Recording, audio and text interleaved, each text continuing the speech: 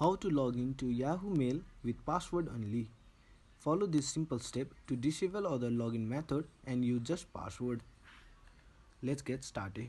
Open your Yahoo Mail application. To enable password only feature, you have to enter your password.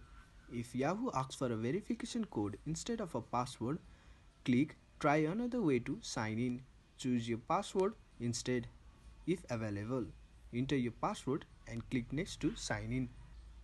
If you are asked for a Yahoo key instead of a password, you have to open the Mail application on your phone. You have to tap onto the profile icon from the top left and select Manage Account. You have to select email and tap on account key. Turn off your account key and confirm by entering your password. Now go back to your Yahoo Mail, enter your email address and password to log in without needing extra verification.